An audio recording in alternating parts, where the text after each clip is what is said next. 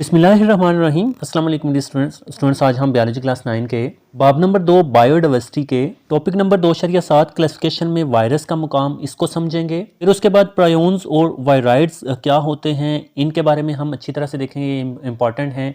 And फिर उसके बाद अगले पेज पर कोरोना वायरस वाला ये पूरा टॉपिक है, इसको हम डिटेल से स्टडी करेंगे।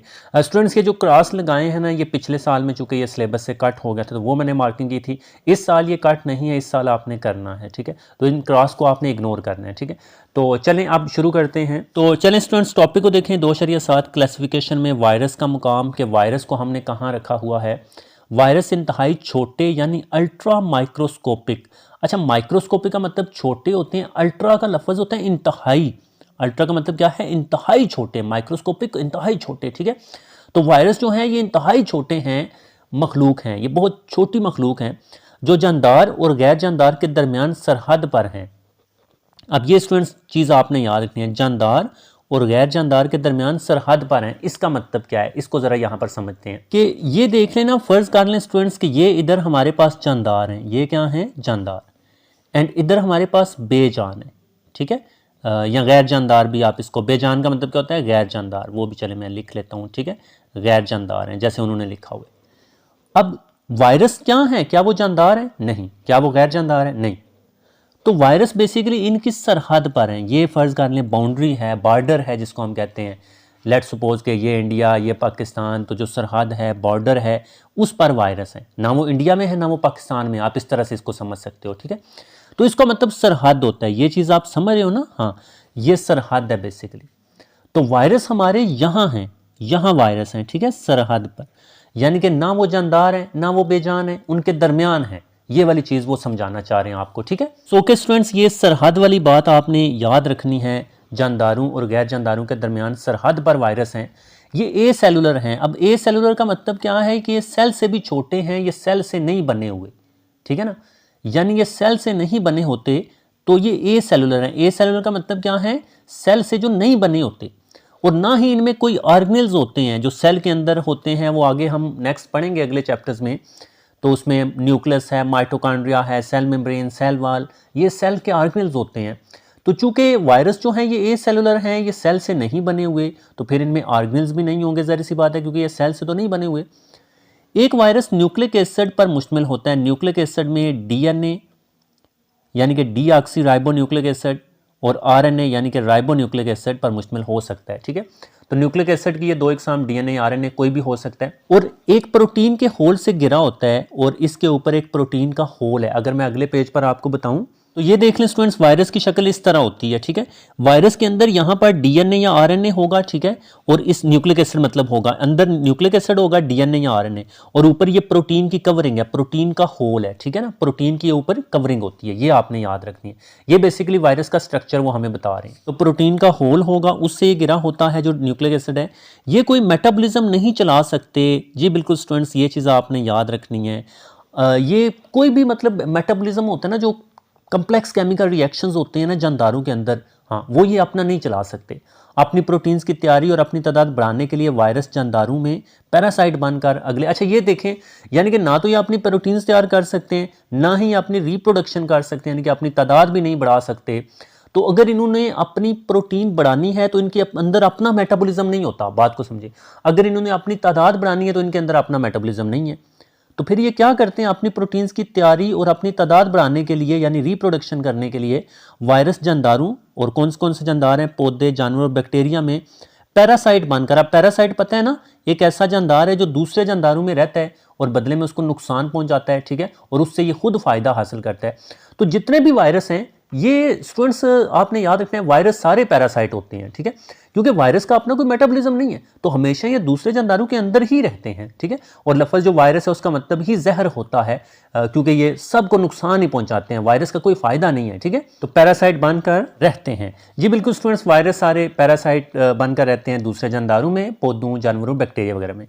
वायरस को क्लासिफिकेशन के सिस्टम में शामिल नहीं किया जाता। वही बात स्टूडेंट्स, क्योंकि ये ना जो जानदार है ना बेजान है, क्योंकि इनमें ज़िंदगी की तीनों डोमेन की कोई खसूसियत ही मौजूद नहीं है, ठीक है। तो ये स्टूडेंट्स पूरा आपने करना है। अब इसमें यह है कि ये सवाल आ सकता है कि वायरस की क्यों क्लासिफिकेशन नहीं की जा सकती।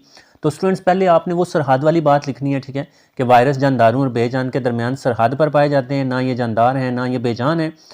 और इनमें तीनों डोमेन्स की जो तीनों डोमेन्स हमने स्टूडेंट्स पीछे पढ़ी हैं उनकी कोई भी खसूसियत इसमें नहीं है। तो तीनों डोमेन्स की कोई खसूसियत वायरस में मौजूद नहीं है, इस वजह से वायरस को जानदार तस्वर नहीं किया जाता।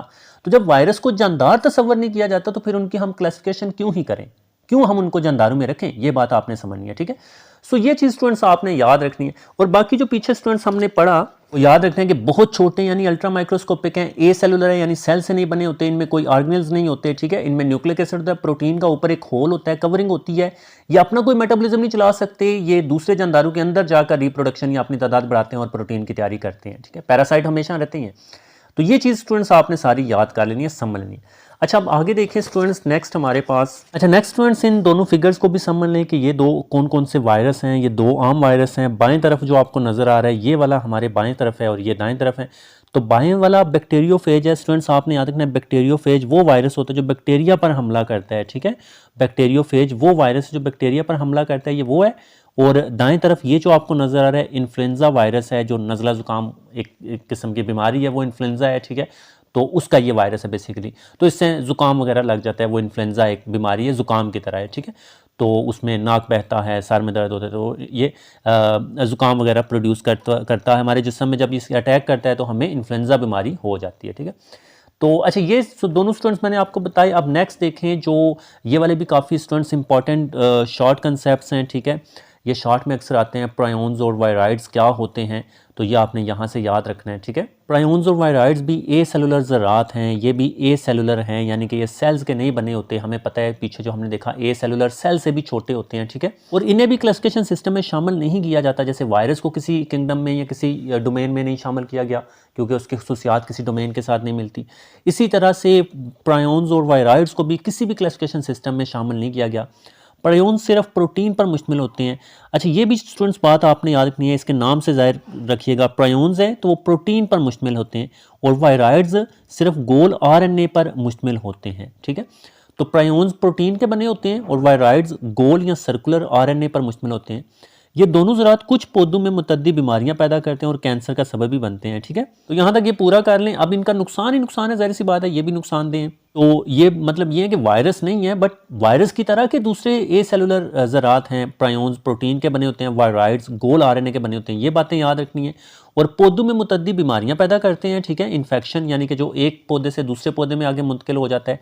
और साथ में एक जानवरों में कैंसर का सबब भी बन सकते हैं, ठीक है। तो कैंसर भी इनकी वजह से होता है। तो ये चीज़ें स्टूडेंट्स आपने पूरा ये याद कर लेना है, प्रायोन्स और वायराइड्स क्या हैं, तो ये आप लिख लीजिएगा, ठीक है, शॉर्ट में आए तो।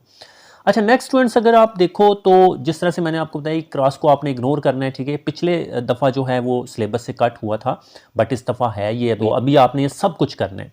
तो इसमें ना ये बेसिकली ज़िंदगी के डोमेन्स और किंगडम्स के खसूसियात है। जो कुछ हम पीछे पढ़ चुके हैं उन्होंने यहाँ पर खुलासा कर लिया, तो इसको एक दफ़ा देख लीजिएगा, ठीक है। तो बाकी ये सारी चीज़ें हम पीछे पढ़ चुके हैं, ठीक है। अच्छा आगे देखें। अच्छा नेक्स्ट देखें students, corona virus. Corona virus जो है एक वायरस है, ज़ाहिर सी बात है कोरोना वायरस तो वायरस ही है। ये 2019 के आखिर में चीन के शहर वुहान में दरियाफ्त हुआ। तो सबसे पहले ये चीन के शहर वुहान में पता चला, इसका दरियाफ्त हुआ। इससे लोग जो है वो बीमार होना बेसिकली शुरू हुए चीन के शहर वुहान में। तो वहाँ से फिर जब टेस्ट वगैरह हुए तो पता चला ये तो एक नई किस्म का वायरस जो कि मरीज़ों में आ गया है, ठीक है। तो ये 2019 के आखिर में चीन के शहर वुहान में सबसे पहले पता चला। ये वायरस सांस की बीमारी की एक वबा जिसे कोविड-19 कहा जाता है का सबब बना। तो इससे कौन सी बीमारी, सांस की बीमारी बेसिकली कोरोना वायरस की वजह से होती है। और उस सांस की बीमारी की वबा है जो एक शख्स से दूसरे शख्स में आगे फैलती है, उसे वबा बोलते हैं। और इसे कोविड-19 कहा जाता है, ठीक है।